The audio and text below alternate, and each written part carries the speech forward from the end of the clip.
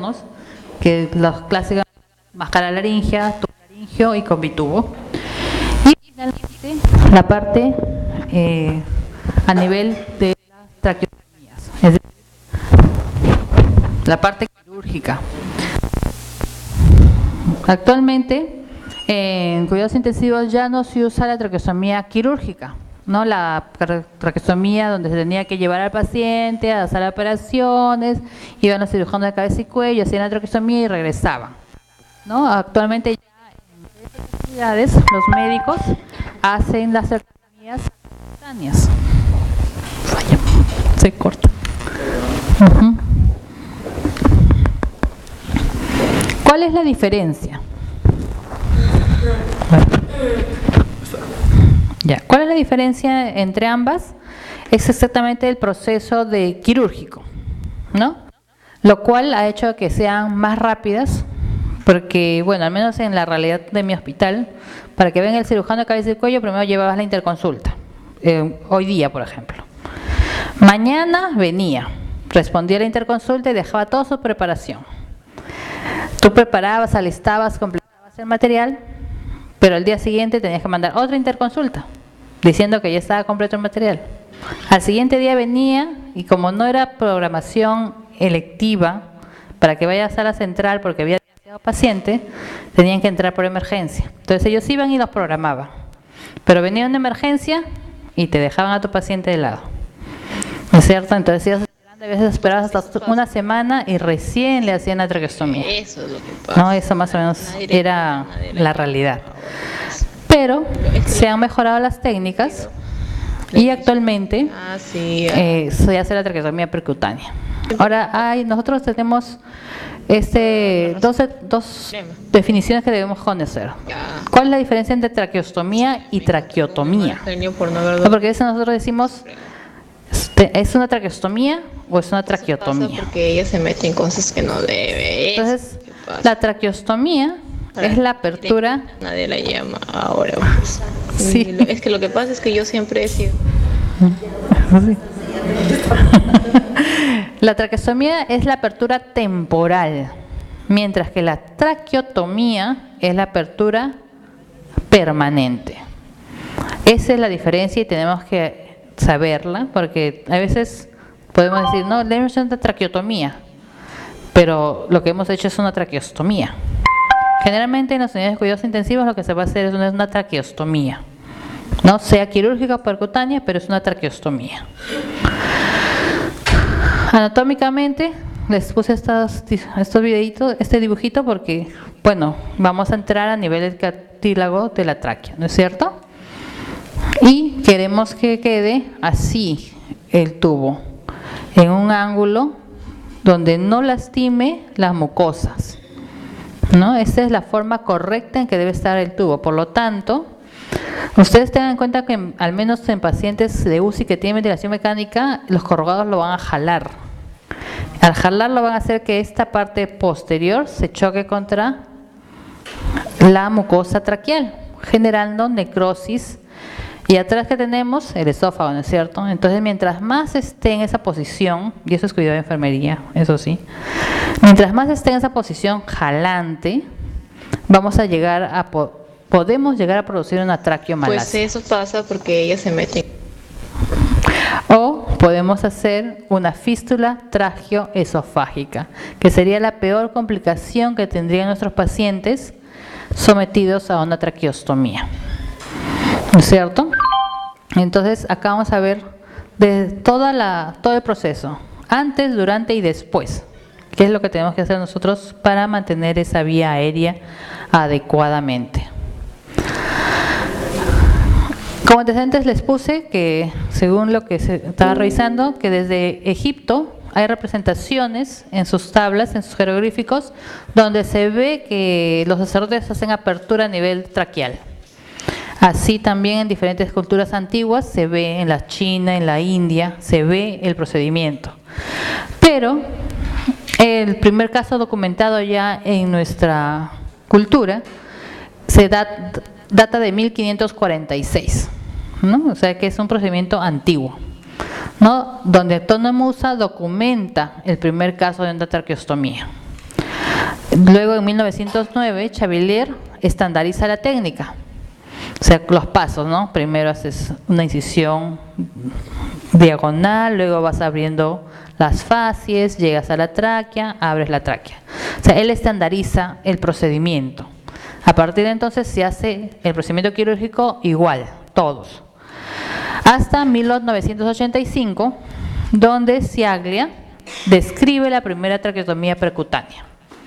1985, ya tenemos más de ¿cuántos años? 80, más de 30 años, casi 33 años haciendo el procedimiento y se ha ido mejorando la técnica. Inicialmente se hacía con varios introductores, primero se ponía un dilatador pequeño, después uno más grueso, después otro más grueso y se iban cambiando dilatadores. Y ya en el promedio del 2000, una empresa Cook hace ya un dilatador único, ¿no?, que puede ir aperturando la tráquea. Entonces, esto ya vimos, la quirúrgica, la traqueotomía puede ser quirúrgica, percutánea y puede ser por la técnica de Ciaglia o la técnica de Grips. ¿Cuál es la diferencia?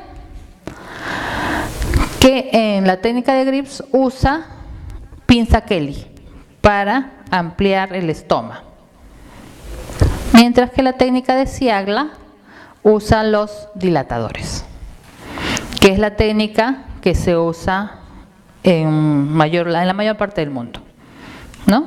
Usan ya los dilatadores, igual, ¿no? Se busca la vía aérea con la jeringa, se pasa la guía y luego se comienza a dilatar y finalmente se coloca la cánula. Esa es la técnica de Ciaglia. ¿Cuáles son las ventajas? Ay, disculpa. Es menos traumática, ¿no? Menor cantidad de tejido expuesto porque al ser dilatada nada más, la apertura del estoma es pequeña. No es como cuando hacían la quirúrgica que ampliaban con los separadores, ¿no? Jalan todas las fascies hasta la misma tráquea, entonces el estoma es más grande. En cambio en la percutánea el estoma es pequeñito, de acuerdo al tubo que van a usar, nada más.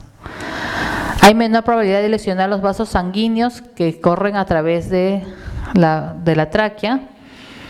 Hay baja frecuencia de estenosis traqueal porque preserva el anillo cartilaginoso traqueal, no lo rompen como en la quirúrgica que sí se rompe. Y el tamaño del estoma también, como es al ser pequeño, la secuela cosmética también es menor. O sea, la apertura que se va a ver una vez que se retire o se decanule va a ser pequeña. Aparte, después de una traqueostomía percutánea, tú decanulas al paciente y no tienes que hacer ningún punto. Se cierra nada más y solito va a comenzar a cicatrizar. No necesitas hacer ningún punto que se podría infectar también. Simplemente se cierra, se tapa y deja que siga su proceso de cicatrización porque el estoma es pequeñito. A diferencia de la traqueostomía quirúrgica que sí había que dar un par de puntadas para que cierre. ¿Cuáles son las desventajas? Que puedes hacer una canulación a ciegas y puedes no entrar a la vía aérea, ¿no? Que hay casos, ¿no? Están entrando a centro del procedimiento, ponen la cánula, pero finalmente no entró a vía aérea, sino a vía gástrica. Puede ocurrir. Todo depende de la curva de ese aprendizaje, sí, porque tiene que ser bastante práctica, ¿no? Este procedimiento es médico. Entonces el médico que realiza la técnica tiene que tener bastante práctica en esta técnica. Ya vimos los riesgos y beneficios durante la charla. ¿Y cuáles son las indicaciones? Intubación prolongada. ¿Qué pacientes son de elección? Por ejemplo, un paciente que ingresa a la unidad con síndrome de Guillain-Barré es un paciente de elección, porque es un paciente que va a tener ventilación prolongada. Un paciente con ELA es otro paciente de elección, porque ellos nunca van a salir ventilador. Entonces, la elección de en qué momento y a qué paciente también va a ser una decisión médica, ¿no? Nosotros tenemos que saberlo, sí, pero no es decisión de enfermería. Pero sí podemos dar, como siempre he dicho, en la visita médica la opinión, ¿no? Es un Guillain-Barré, vayamos pensando en hacer una traqueostomía, porque al final nosotros tenemos que tramitar todos los preparativos. Obstrucción de vía aérea, ausencia de reflejos protectores de tos, es decir, no tiene reflejo de tos. Entonces, para manejo de vía aérea también se puede hacer la traqueostomía. O paciente con trastorno de la deglución, si ha inhalado material corrosivo. Si ha inhalado quiere decir toda la parte superior está en mal estado, entonces podemos usar el abordaje inferior. Y anomalías congénitas a nivel de la laringe de la misma tráquea. Contraindicaciones absolutas en niños, ¿no? Edades menores de 15 años. Infección en el sitio donde se va a poner el dispositivo. Malignidad, es decir, un tumor a nivel de esa tráquea. Imposibilidad de diferenciar referencias anatómicas, ¿no? Dependiendo de algunas enfermedades o la obesidad misma, donde se borran las referencias anatómicas, ¿no? No tienen dónde guiarse de la anatomía del cuello. Aunque ya a la obesidad ha pasado a ser una contraindicación relativa. Cirugía de emergencia por el control de la vía aérea, que ya sería una traqueotomía quirúrgica. Y contraindicaciones relativas: hipertrofia de glándulas tiroides, que están a los costados, pero que no es una contraindicación absoluta. Una cirugía previa o una traqueostomía previa. Si el paciente tiene coagulopatía, también es relativa, hay que corregir la coagulopatía y se puede hacer la traqueostomía. La inestabilidad hemodinámica también, corregimos la hemodinamia y se puede hacer la traqueostomía. PIB altos, también se corrige un poco esa necesidad de PIB muy altos, se va bajando y se puede hacer las traqueostomías también. Y como les decía, obesidad, cuello corto, que antes también eran contraindicaciones absolutas, con la práctica de los médicos también se convierte en relativa, porque sí se puede hacer. Hay complicaciones, todo procedimiento tiene, acá les he enumerado varios. Entre los más importantes podría ser la hipoxemia por una canulación de vía aérea, una falsa canulación de vía aérea, es decir, que se haya ido a la parte gástrica. Entonces, al no estar en vía aérea, pues comienza a hacer hipoxemia el paciente. Pérdida de control de la vía aérea por más de 20 segundos. La alternativa, sacar la cánula y poner un tubo. O sea, tienes que tener material para esa posible eventualidad. Broncoespasmo. Puede haber arritmias, sobre todo en pacientes ancianos o pacientes cardíacos. Dificultad de inserción. Ruptura del balón durante el procedimiento, que también se ha presentado. Hay casos de que tú compruebas el balón, como dice el doctor dijo, ¿no? El tubo hay que comprobar el balón. En la traqueostomía también hay que comprobar el balón, que esté intacto antes de colocar. Pero aún así, estado intacto, está bien, lo colocan y pueden haber una anomalía, pues a nivel de la tráquea hay una punta por ahí y rompe el balón. También es una complicación. Puede haber hipotensión secundaria posiblemente a la anestesia o al sedante que se le haya puesto, que puede ir desde moderada a severa, dependiendo de cómo está el estado hemodinámico basal también del paciente. ¿Qué más? ¿Cuándo hacerlo? Ya les dije. Eso va a ser decisión médica, pero hay que hacer una evaluación diaria. En los primeros 7 días todavía no se piensa en eso. Hay que identificar qué paciente va a ser de ventilación prolongada o intubación prolongada, más o menos dependiendo de la patología. Y entre las ventajas es de que no vamos a trasladar al paciente a quirófano, ¿no? Con todo el riesgo que implica un transporte en paciente crítico. Entonces, esa es la parte teórica de la traqueostomía. ¿Qué vamos a hacer nosotras como enfermeras ante un procedimiento como este? Porque ese procedimiento lo van a hacer a pie de cama, ¿no? Lo van a hacer ahí en el servicio. Entonces, primeramente, no es un procedimiento de emergencia. Y eso hay que hacerlo saber, ¿no? La traqueostomía percutánea no es un procedimiento de emergencia. Si es un procedimiento de emergencia, se hace en sala, ¿ya? Si es percutánea, no es emergencia. Es un paciente que está con una vía aérea y que de forma electiva, porque va a tener una ventilación prolongada, una intubación prolongada, se le va a colocar una traqueostomía. Por lo tanto, no es emergencia. Entonces, tiene que firmarse el consentimiento informado.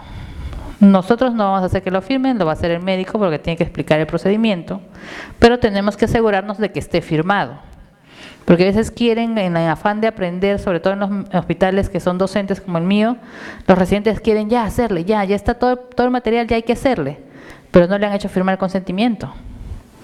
Entonces es responsabilidad nuestra, en esa parte sí, asegurarnos de que el consentimiento esté firmado. No hacerlo firmar, pero sí asegurarnos de que esté firmado. De ahí, ¿qué más? Generalmente esos pacientes están alimentados, ¿no es cierto?, por su sonda orogástrica o nasogástrica. Hay que suspender la nutrición. Suspender la nutrición unas 4 a 8 horas antes del procedimiento. Como no es rutina, no es de emergencia, entonces te lo van a decir en la visita. Hoy día vamos a hacer la traqueostomía, entonces ya no le inicias dieta o lo suspendes y ya le iniciaste, para que tenga el tiempo de ayuno necesario. Y en otras circunstancias también en la literatura también te indican que deberías colocar esa sonda a gravedad, para que así ya anules cualquier riesgo de regurgitamiento. ¿Cierto? Suspendes la alimentación y momentos antes, 1 hora antes de iniciar el procedimiento, la pones a gravedad la sonda. Luego tenemos que preparar el material necesario, todo lo que vamos a usar. Y acá más o menos les puse una foto de casi todo lo que necesitamos, ¿no? Necesitamos los dilatadores, necesitamos gasas, soluciones, equipo, ¿qué más? La cánula, acá lo que falta es el lubricante, también necesitamos el lubricante,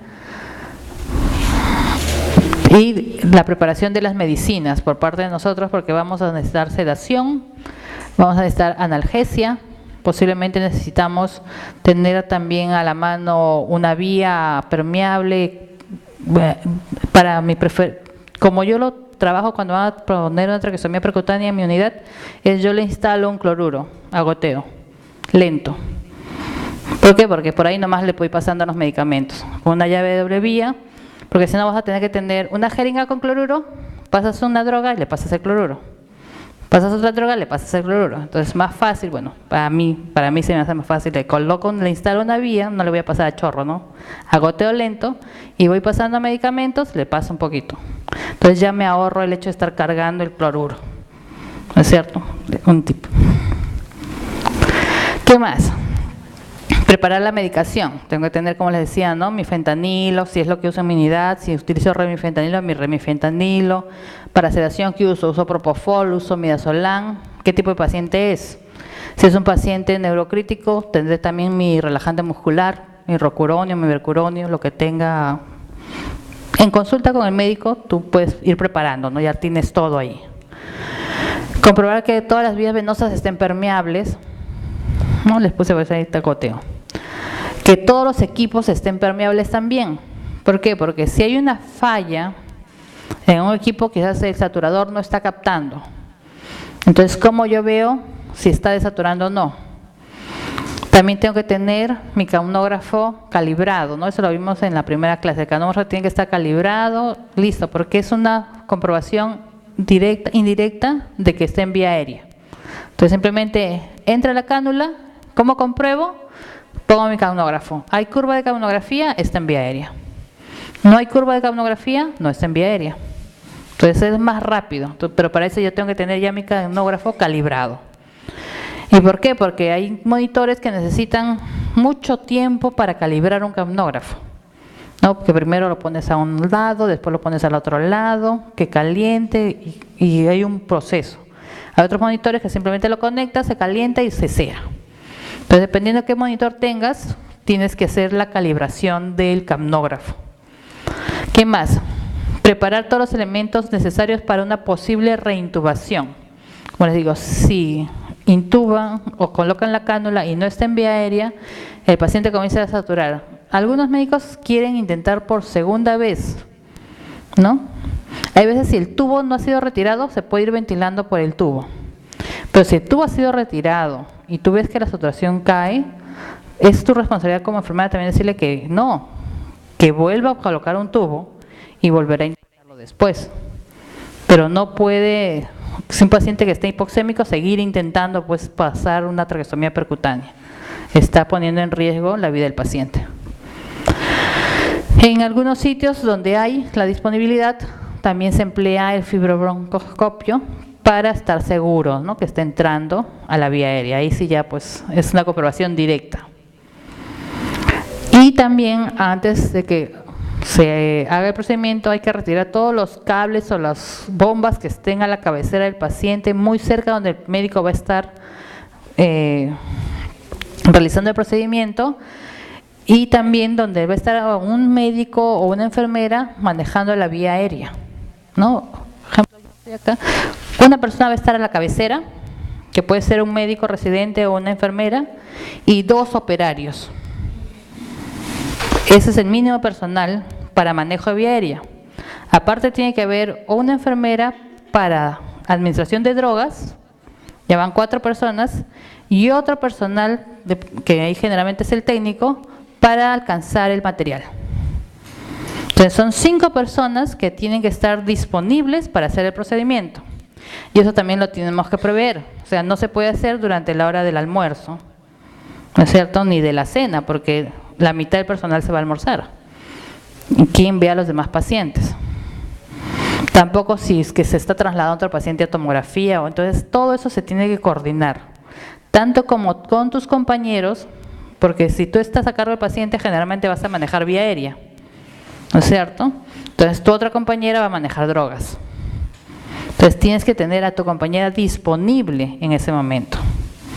Entonces, todo eso hay que preparar o coordinar para poder iniciar el procedimiento. No, para eso nos va a ayudar mucho los checklists. Actualmente todo se trabaja con checklists. Y en lo que es arqueosomía es eso, ¿no?, que esté personal completo, material completo antes de comenzar. Porque si tú comienzas un procedimiento y sin haber revisado todo lo que tienes que tener, puede haber más riesgo de efectos adversos o eventos inesperados. Bueno, acá ya les mostré más o menos qué es lo que se necesita. ¿Qué más? Como la traqueostomía se va a colocar a nivel del primero o segundo anillo traqueal, del segundo o tercer anillo traqueal, el cuello tiene que estar en posición de hiperextensión. Para eso también hay que preparar almohadillas, o si tiene el paciente almohadas, colocarle a nivel de las clavículas para que la cabeza caiga y la anatomía sea más evidente y se pueda hacer el procedimiento. ¿No? Eso también, el posicionamiento del paciente también es nuestra responsabilidad. Acá les puse más o menos las cánulas que hay. Escogeremos, veremos qué cánula vamos a usar dependiendo del paciente, en coordinación con el médico. Generalmente en las UCIs usamos las cánulas fenestradas, ¿no?, porque son pacientes que en algún momento se supone van a salir de la traqueostomía. Pero si son pacientes que no van a salir de la traqueostomía, van a tener una traqueostomía permanente, se escogen las que no son fenestradas, o si no, estas de plata, que son para ya estancias prolongadas toda su vida posiblemente.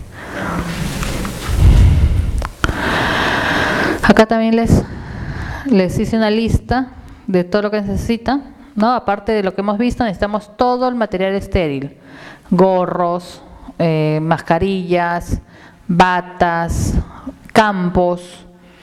Los campos tienen que ser grandes porque tienen que tapar prácticamente hasta la rodilla del paciente. El campo tiene que ser amplio. Como hemos visto, son 2 operarios, por lo menos tenemos que dar 2 mandiles estériles, 4 a 6 pares de guantes estériles, ¿no? Soluciones, el set de traqueostomía, que es lo que vimos antes, el paquete de instrumental quirúrgico para hacer el procedimiento, suturas, porque algunos médicos quieren tener suturas, pero generalmente en la percutánea no se usa, y sondas de aspiración, porque nosotros, una vez que aperturen la vía aérea a nivel de la tráquea, tenemos que aspirar para ver las características de las secreciones que estamos aspirando. Y aparte también aspiramos boca para manejo de la retirada del tubo, sobre todo. La parte no estéril tenemos que tener el rodillo que les digo, que se coloca debajo de los hombros, lubricante para la cánula, suero fisiológico en ampollas o en frascos, antisépticos, el sistema de aspiración completo, operativo, Podemos usar ya el Jankower para aspirar boca, porque en el momento en que vamos a retirar el tubo, va a salir con secreciones. Si no tenemos Jankower, sonda de aspiración. Calibre más grueso para aspirar boca siempre, 16 o 18. Para aspirar la tráquea, 14. Y la cinta para sujetar la cánula. ¿Qué más vamos a hacer antes? Todo esto es antes de, todavía no entramos al procedimiento. ¿Qué más vamos a hacer antes? Monitorizamos al paciente. Tenemos que tener un basal de su estado, tanto hemodinámico como respiratorio. ¿Qué más?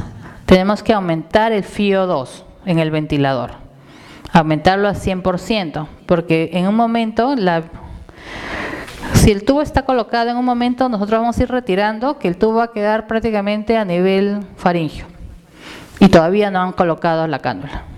Entonces, con esa poca ventilación que entre, y el ventilador les va a comenzar a sonar como loco, porque hay fuga por todas partes, el FiO2 te va a ayudar a mantener al paciente y que no haga hipoxemia.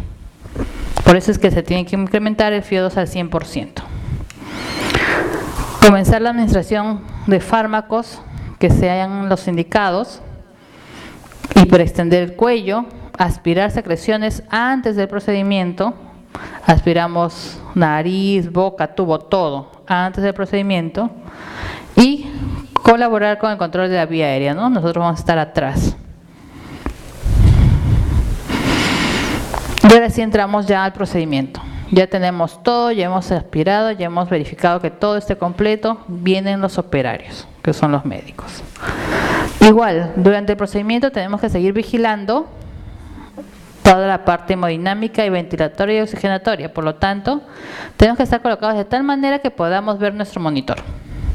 Si estamos detrás del paciente, tratemos de en nuestro monitor girarlo para que podamos verlo, porque es nuestro paciente, para ver la saturación, para ver la presión y ir indicándole al médico: está con saturación de 80, 90, 85, lo que sea, o está bajando la presión, está con presión de tanto. Él irá indicando: pásenle retos, y como tú ya tienes instalado, que le abran nomás, ¿no?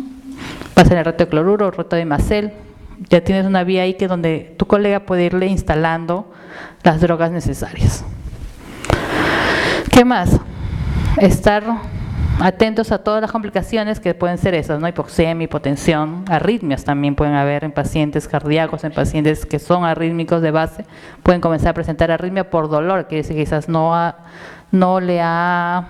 hemos cubierto su umbral del dolor, y por dolor comienza a hacer taquicardia y se aumentan o se intensifican sus arritmias. Podemos colaborar en el montaje del campo estéril, facilitando el material. Antes de insertar la cánula debemos insistir que comprueben el balón. Nosotros no lo vamos a comprobar porque la cánula ya está en el campo estéril, tienen que comprobarlo ellos. Nosotros tenemos como enfermeras de insistir que lo hagan, ¿no? Como un poco más así. Pero tenemos que insistir para que evitemos una posible complicación. El balón está roto. Una vez pasó que abrieron todo y habían pedido una cánula sin balón. Y ya estaban que dilataban. Pero parece hay que ver cuando comprobamos material, vemos la caja. En la caja te dice si tiene balón, no tiene balón, si es fenestrado o no es fenestrado. Ahí hubo un error de verificación. Abrieron la cánula, no tenía balón y ya estaban dilatando al paciente. Es un riesgo que no debe pasar. Una vez insertada la cánula, se infla el balón y nosotros aspiramos. Ahí sí, nosotros tenemos que estar listas para aspirar. Comenzamos a dar ventilación con la bolsa de resucitación primero. Se comprueba la correcta colocación a través de la auscultación o de la colocación del canógrafo. Es más fácil, ahí no hay problema que no escuche bien. Colocas el canógrafo, ves la curva de canografía, completamente segura al 100% que está colocada en vía aérea. Retirar el tubo orotraqueal. Para eso, como les digo, el tubo orotraqueal no está ni en 12, está por acá nomás. Entonces terminas de retirar, aspiras, limpias boca, sujetas la cánula con una cinta ancha y proteges la gasa, con gasa los estomas, o si tenemos los aditamentos actuales que hay, ¿no?, de protección, Es mucho mejor para la piel. Y aquí les puse fotitos de cómo es la técnica. Una vez que se ha colocado los campos, hacen la asepsia y la antisepsia, hacen un pequeño corte, ¿no? Y por ahí pasan la guía. Después de, acá me faltó una foto. Tienen una jeringa con un trocar que entran a nivel de este corte, entran hasta pasar el anillo del cartílago de la tráquea y aspiran aire. Esa jeringa siempre tiene un poquito de agua, por eso dentro de la mesa de su mesa de material tienen una riñonera o un bolo donde tienen que tener solución salina estéril. Ellos cargan esa solución. Una vez que inyectan y jalan aire, dicen esa es, y por ahí pasan la guía. Pasan la guía hasta un punto indicado, luego lubrican ya el dilatador, y el dilatador lo van introduciendo lentamente a través de esa incisión. Ustedes van a ver que así hacen, hasta que van rompiendo todas las fascias, ¿no? Hasta llegar a la tráquea, hasta que llegue a esta altura. Aquí estas fotitos tienen cómo se ve si tuvieran laringoscopio, así se vería. Una vez que ha llegado hasta ese punto, colocan ya, esta es la cánula, con el globo desinflado. No han comprobado, pero han desinflado el globo. Y lo introducen nuevamente, la cánula, hasta que quede en la posición en que generalmente lo vemos, y retiran la guía y el dilatador. Y después ya se conecta la ventilación mecánica o el sistema que estuvieran utilizando. Entonces, durante todo este momento, la función de enfermería va a ser monitorización, vigilar complicaciones, avisar las complicaciones, administrar drogas en caso de las complicaciones que hayan, de una enfermera, mientras que la otra está manejando el tubo o la retirada del tubo orotraqueal previo, ¿no? Entonces, por eso son 2 enfermeras que tienen que ver ahí. Una vez que ya han fijado, ya se ha comprobado que está en una correcta posición, viene la fase posoperatoria. Tenemos la inmediata y la mediata, ¿cierto? Primero, la inmediata, recogemos el material, corregimos la hiperextensión del cuello, le sacamos el rodete, lo colocamos al paciente en decúbito en posición semi-Fowler. Revisamos la correcta presión del CAF, porque cuando se coloca generalmente le ponemos el aire así a ciegas, simplemente para que se infle el CAF, ¿cierto? Revisamos y ya monitorizamos y lo dejamos en el nivel óptimo de CAF. Regresamos tanto el FiO2, hicimos modificar el PIB, también regresamos el PIB al nivel basal en forma paulatina, no tampoco si está en 100% y estaba en 40 lo bajo al 40, lo voy bajando, valorando la saturación. Registrar el procedimiento, efectivizar la placa, ¿no? Porque siempre tiene que haber una placa de control donde vamos a ver dónde está la traqueostomía. Si es necesario, aspirar y valorar las secreciones, generalmente sí, porque comienza a salir rápidamente secreciones. Una vez que ya se ha estabilizado el paciente, reiniciar la nutrición enteral que habíamos suspendido y realizar la cura del estómago cada 8 horas o según sea necesario. Las primeras horas, que generalmente es más seguido porque hay sangrado todavía. Entre las acciones que en la parte inmediata que vamos a hacer, vamos a responder este NIC, que es manejo de las vías aéreas artificiales, que viene a ser el mantenimiento de tubos endotraqueales o de cánulas de traqueostomía y prevención de complicaciones asociadas a su utilización. Uno de los cuidados iniciales o principales es la humidificación del gas inspirado, ¿no? Y la hidratación sistémica. Generalmente las traqueostomías, nosotros cuando ya está sin ventilador, porque mientras que está con ventilador usamos nuestros filtros humidificadores. Una vez que sale el ventilador, usamos simplemente el tubo en T, ¿no? Porque acá hay una condensación del aire expirado y eso humidifica en algo, al menos la vía aérea, y evitamos la resequedad de la mucosa, ¿no? Que los cilios dejen de funcionar y el riesgo de neumonía aumenta si pasa esto. Y actualmente les puse esta fotito porque hay los filtros ambientales. O sea, con su traqueostomía y se colocan unos filtros que va a humidificar esa vía aérea siempre. Entonces, hay en el mercado ya. En cuanto al control de la presión del CAF, tenemos que ver que el sello sea adecuado, que no esté hiperinsuflado. La presión debe ir de 15 a 20 milímetros de mercurio a nivel traqueal. ¿Ya?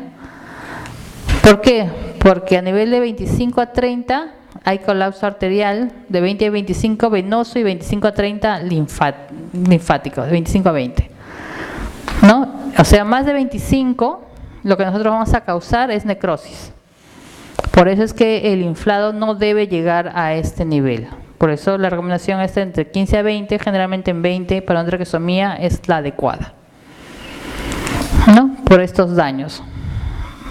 Obstruimos el pasaje arterial y lo que vamos a hacer es las traqueomalacias, ¿no? La necrosis de la pared es las traqueomalacias. ¿Cuándo vamos a comprobar? Cada 4 a 6 horas. Lo dice nuestro NIC y también toda la evidencia científica mundial. Y después tenemos la curación del estoma, que debe ser cada 24 horas o cuando el paciente lo requiera. No se puede poner una regla, cada 24 horas no, cuando el paciente lo requiera. Y eso es todo lo que les tenía que traer. ¿Preguntas al respecto de traqueostomía? ¿Dudas? ¿Algo más?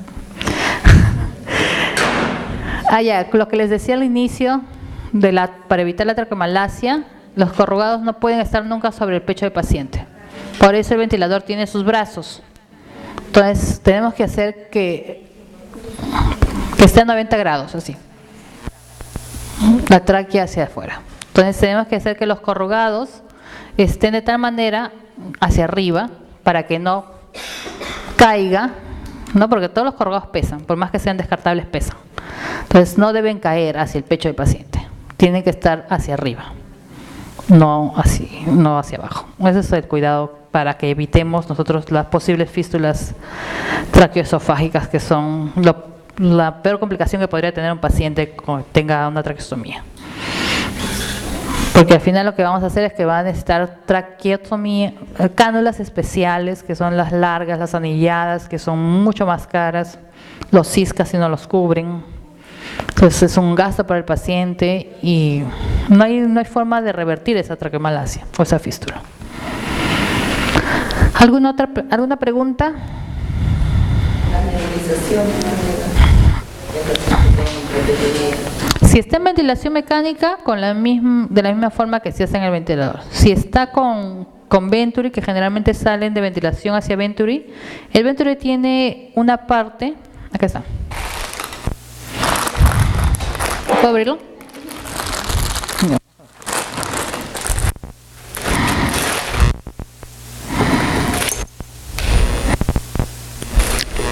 Eso de acá, este cono, generalmente que todo lo botan, esto es para nebulizar. Lo colocan acá y acá va el nebulizador. Ahí. Entonces tiene que quedar de tal manera, porque acá va el tubo en T, acá va la traqueostomía y acá va el nebulizador, ¿no? Para que el nebulizador sí haga su efecto de nebulizar, porque si está echado, no están nebulizando, están entrando aire seco al 100%, que es más dañino. Entonces, cuando está en esta posición, sí nebulizan. Pero este aditamento es importante. Entonces, como ya ustedes han escuchado la exposición de la licenciada Victoria Estonitas, este tema es importante. También vamos a complementar con la exposición del licenciado Marcos Oca, que va a hablar sobre el tubo traqueal. Lo que ha hecho el doctor, la parte médica, lo va a hacer Marcos Oca, y lo que está haciendo también la licenciada Victoria Estonita va a complementar el licenciado Marcos Oca en la tarde. Va a hablar también una colega que viene de salud sobre aspiraciones y secreciones de circuito cerrado y circuito abierto. Y el que les habla le va a hablar sobre todo la parte de extubación al paciente, cómo es y cómo se debe hacer la extubación. Entonces, brindo fuertes aplausos para que Victoria Tonita. Gracias. Hoy media hora porque estamos retrasados un poco. Ya, media horita hay que tratar de ejecutar para terminar temprano a las 6 de la tarde. Ya, gracias. Esperamos.